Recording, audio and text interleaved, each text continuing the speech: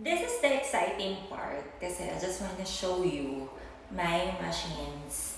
Yan. So, marami nagtatanong, are they authentic? I answered yes. Yes, actually, yes! So, ito lang yung dito sa room na to. But on my next video, so I will show you. So, this is the Thermacha FLX. So, the latest technology, the latest of Thermacha FLX. And of course, my new baby, which is the new era type. And Ultera, of course. And CPT. So, alam niyo naman si Thermach, may CPT, may first gen, second gen. And of course, the Clear and Brilliant. I have two here. So, sa ibang, ito, I'll show you. There. Nakikita ba?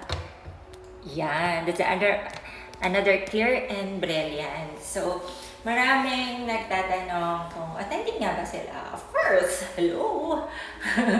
Paano ka daw na-survive? Tama ba?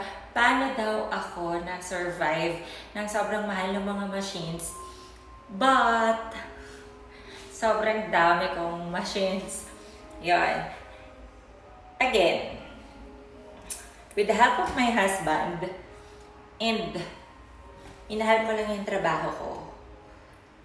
And also, this is what I wanted. Kasi nga gagamitin ko sa sarili ko, tapos fake, diba? And also, ito, kaya ako nakapag-ipon, kaya ako naging fully marbled yung clinic. It's because lahat ng kinita ng Aura, inilagay ko dito. Kasi, bakit nga ba? I think gusto ko This is what I wanted. Wala akong binulsang pera ng Aura. Nilagay ko talaga siya dito, pati puso ko. Nilagay ko siya. Inalis ko yung luho ko. Inalis ko din yung what do you call this? Super travel. So, pag pera ng Aura, pera talaga ng Aura. Pag pera namin mag-asawa, pera namin. Ano pa ba? Diba? Nakita niyo na ba yung bagong clinic? And, ano pa ba?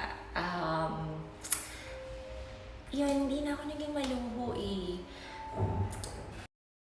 Okay, biglang nawala yung voice here. I don't know why. Siguro may tumawag. But anyway, the reason why behind of the Aura Rose is because of my patient na they keep loving, trusting, and super loyal nila sa Aura Rose. And thank you so much. And I'm really, really, truly blessed. So, I don't know kung ano yung sinasabi ko dyan, but deep in my heart, I'm so blessed and sobrang thankful. It's because I have my patient na talagang all out ang support sa akin. You know what?